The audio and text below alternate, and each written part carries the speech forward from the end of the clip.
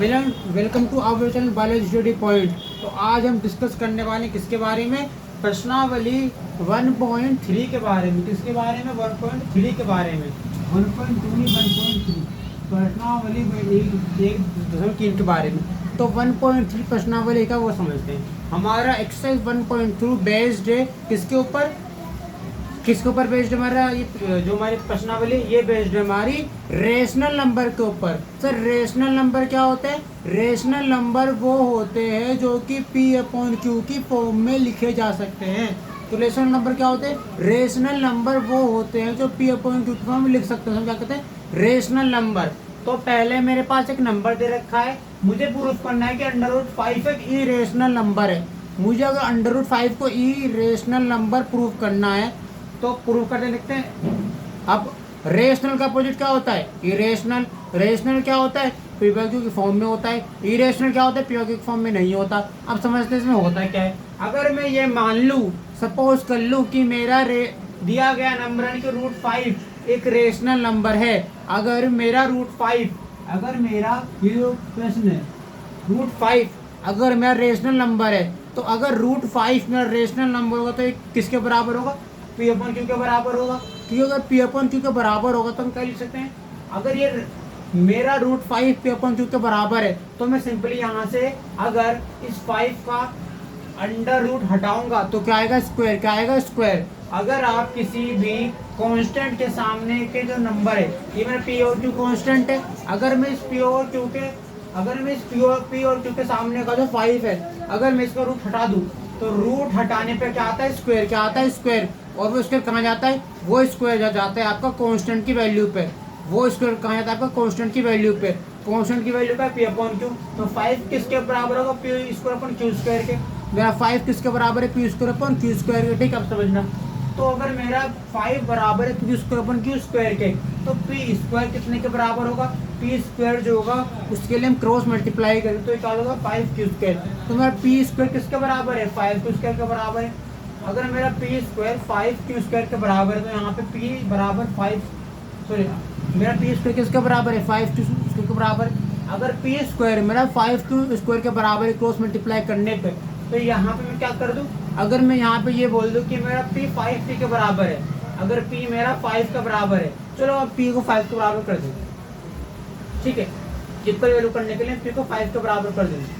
तो अगर मेरा P 5 के बराबर है, अगर मेरा P 5 के बराबर है तो 5 के बराबर होने पर मैं क्या करूँगा? अगर मैं अपने P को 5 के इक्वल करता हूँ, अगर P मेरा 5P बदल जाए यानी कि P मेरा 5 हो जाए तो क्या हो जाएगा? 5P²। 5P² किसके बराबर होगा? 5Q² के बराबर होगा। तो मेरा 5P² बराबर है 5Q² के। अब 5P² तो 5Q² के बराबर हो गया, तो मैं क्या लिखूंगा? मेरा 5P² का 25P² बराबर Q²। अब वो मेरा 25P² बराबर Q² के।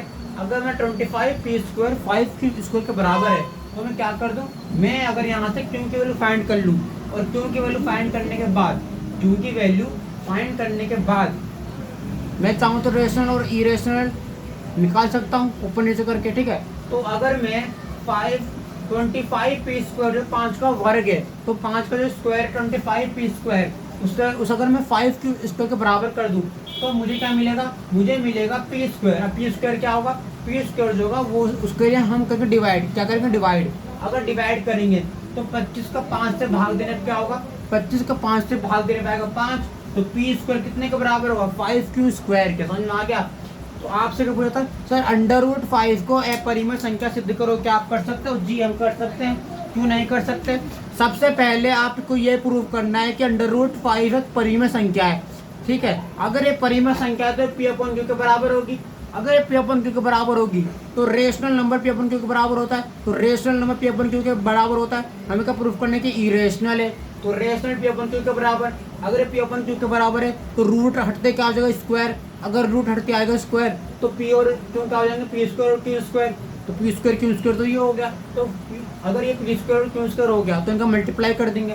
मल्टीप्लाई करेंगे तो 5 = P² है। मल्टीप्लाई करना है, P का मल्टीप्लाई करोगे 1 से, क्योंकि कुछ नहीं तुमने 1 मान लिया, तो P² हो जाएगा। 5 का मल्टीप्लाई करो Q² से क्या बन जाएगा? 5Q²।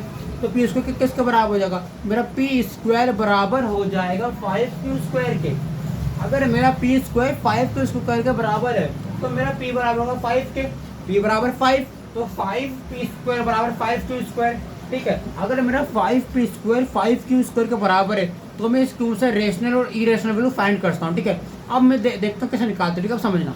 अब बात ये है कि 5p स्क्वायर है, यानी 5 और 5 का मल्टीप्लाई करना है, 5 और 5 का मल्टीप्लाई 25 होता है, तो क्या होगा 25p स्क्वायर बराबर 5q स्क्वायर। अब 25p स्क्वायर जो 5q स्क्वायर के बराबर है, इस केस में मैं अगर इसका डिवाइड करता हूँ, मुझे क्या हो जाएगा, पी स्क्वायर बराबर 25/5q स्क्वायर। तो पी स्क्वायर किसके बराबर होगा, 5q स्क्वायर के। ठीक है, समझ में आ गया। ये तो हमारा √√5 है, ए परिमेय संख्या एक इरेशनल नंबर से प्रूफ करो। और ये क्वेश्चन आता है 5 नंबर का बोर्ड में। ठीक है, इंपॉर्टेंट क्वेश्चन है, 5 नंबर मिल जाएंगे फ्री का अगर ये क्वेश्चन आ गया तो।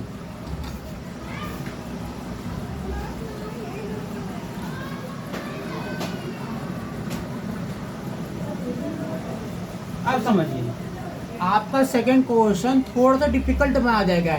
इसमें क्या पूछा है, 3 + 2√5, 3 + 2√5 क्या हमारी एक इरेशनल नंबर हो सकती है। अब समझते हैं ये होगा कैसे। देखो ये क्वेश्चन तो ट्रिक टाइप का है, तो हम इसे सॉल्व करेंगे अपने तरीके से। ठीक है, पहले आपको लिखना है कि rational number is form p/q। अगर रेशनल नंबर p/q की फॉर्म में होगा तो मुझे पहले रेशनल करना पड़ेगा, फिर जो रेशनल होगा वो क्या बनाएगा, इरेशनल। क्या बनाएगा आगे जाके, इरेशनल। अब समझते हैं क्या होगा। अगर मैं देखूं तो क्वेश्चन क्या बोल रहा है, 3 + 2√5 किसके बराबर है, p/q के बराबर है, क्योंकि रेशनल नंबर है, पहले करना है इसको। तो 3 + 2√5 किसके बराबर, p/q के। अगर 3 + 2√5 p/q के बराबर है तो जो 3 है वो प्लस का है। अब जब 3 प्लस का है तो शिफ्ट होगा दूसरी तरफ। अगर 3 हमारा शिफ्ट होगा राइट साइड तो 3 लेफ्ट साइड प्लस का है। अगर 3 हमारा लेफ्ट साइड प्लस का होगा तो राइट साइड कैसा होगा, माइनस का। राइट साइड क्या होगा, माइनस का। अगर राइट साइड माइनस होगा तो क्या हो जाएगा, 2√5 बराबर p/q -3। तो 2√5 किसके बराबर, p/q -3 के।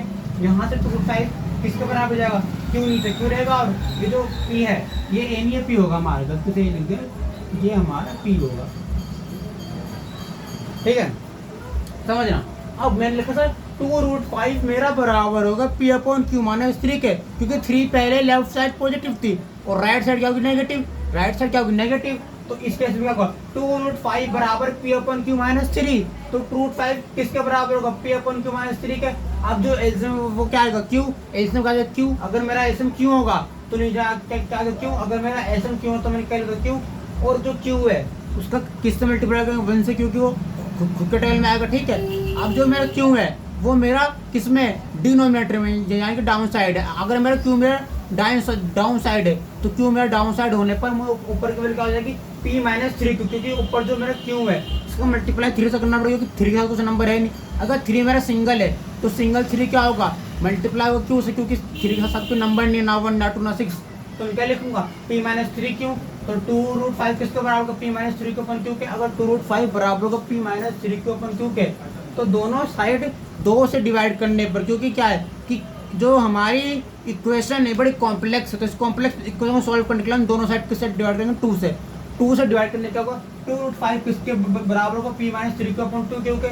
तो 2√5 किसके बराबर, pq -3q/2q के। तो इस केस में 2 से 2 कट जाएगा। ठीक है, तो 5q किसके बराबर होगा, 5q मेरा बराबर होगा p -3q के। अगर 5q मेरा बराबर है p -3q के तो q क्या होगा, q होगा मेरा 5। अब मुझे क्या फाइंड करना है, q की वैल्यू फाइंड करनी है। q की वैल्यू निकालने के लिए मुझे p की वैल्यू शिफ्ट करनी पड़ेगी, p की वैल्यू शिफ्ट करनी पड़ेगी।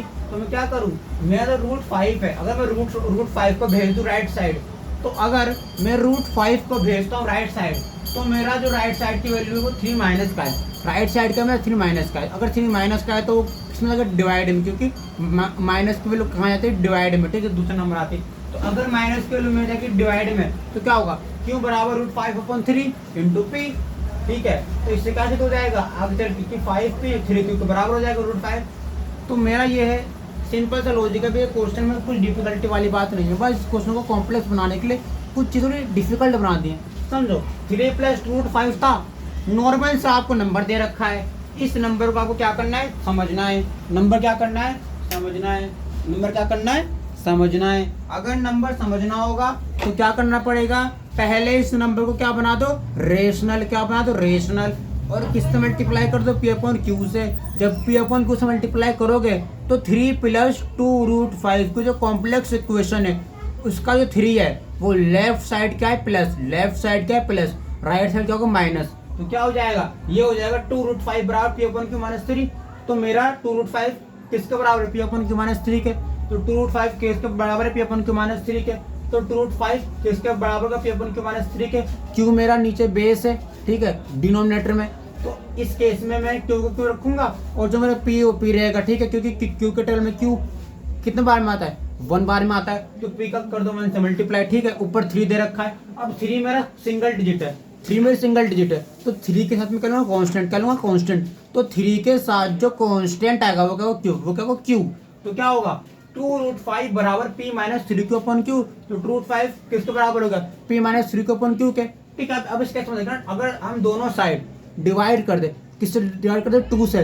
तो दोनों साइड 2 से डिवाइड करने पर आपको क्या मिलेगा, 2√5 किसके बराबर, P minus 3 Q upon 2 Q के, ठीक है। अब जो कॉम्प्लेक्स इक्वेशन है 2√5 उसका जो 2 है वो हटेगा, क्योंकि हम दोनों साइड 2 से डिवाइड कर रहे हैं। तो 2 से डिवाइड करने पर 2 कट जाएगा, तो क्या हो जाएगा, 5 क्यू बराबर पी माइनस 3 क्यू, ठीक है। अब मैं यहाँ से क्यू की वैल्यू फाइंड कर लूँ, तो मेरा क्यू क्या हो जाएगा, √5/3 इंटू पी। और यहाँ से पी की वैल्यू फाइंड करके आप कुछ आगे पीछे करके आप रेशनल और इरेशनल प्रूफ कर सकते हैं। बस थोड़ी सी आपको समझना है, ठीक, कैसे कैसे करना है।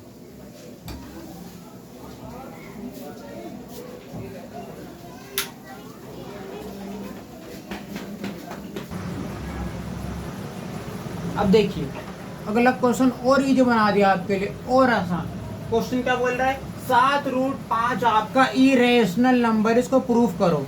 अब क्वेश्चन क्या कह रहा है कि आपके पास एक संख्या है 7√5, आपको प्रूफ करना है कि इरेशनल नंबर है। कैसे निकालोगे, समझाते हैं। अगर आपको प्रूफ करना है इरेशनल तो पहले क्या प्रूफ करोगे, रेशनल। क्या प्रूफ करोगे, रेशनल। और रेशनल नंबर हमेशा पी अपॉन क्यू की फॉर्म में होता है। अगर rational number P upon Q की फॉर्म में होगा तो 7√5 किसके बराबर होगा, ए अपॉन बी के, पी अपॉन क्यू के। तो जो A upon B P upon Q है 7√5 के बराबर है। अगर 7√5 के बराबर है तो √5 कितना होगा, √5 निकालने के लिए मैं क्या करूँगा, मैं 7 को शिफ्ट कर दूंगा। ठीक, क्या करूँगा, 7 को शिफ्ट कर दूंगा, क्योंकि 7√5 को निकालने के लिए बड़ी कॉम्प्लेक्स इक्वेशन बन जाएगी। तो मैं 7 को क्या करूँगा, शिफ्ट। क्या करूँगा, शिफ्ट।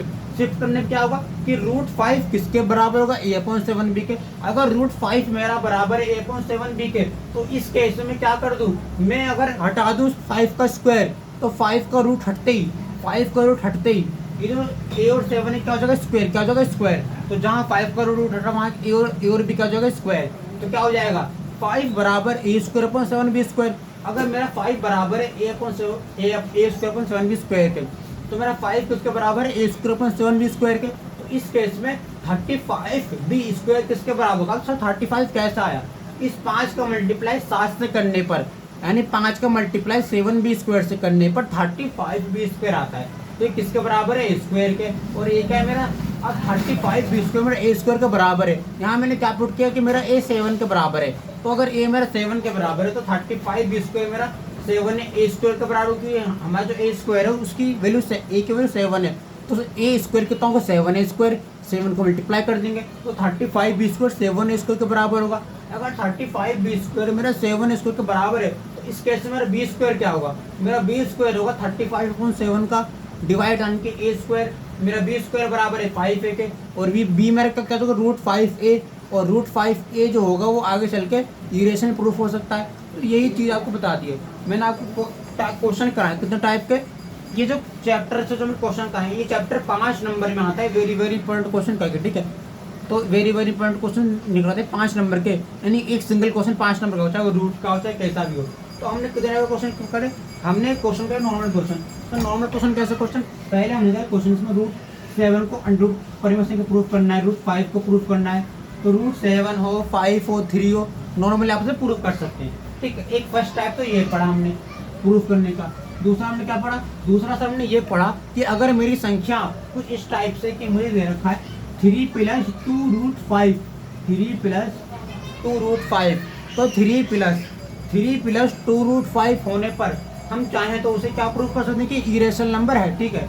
फिर मैंने क्या बताया, अगर मेरा नंबर दे रखा है, अगर मेरा नंबर है 6√2, समझना, अगर मेरा नंबर 30 टाइप का क्वेश्चन हमने क्या क्या क्या, अगर मेरा नंबर 6√2 है, अगर मेरा नंबर 3√2 दे रखा है, ठीक है, अगर मेरा नंबर 7√2 दे रखा हो, समझ रहे, अब अगर चाहे मेरा नंबर 9√2 दे रखा हो, तो इस केस में मैं क्या करूँगा, मैं वही फंडा लगाऊंगा जो पहले लगाता, ठीक है।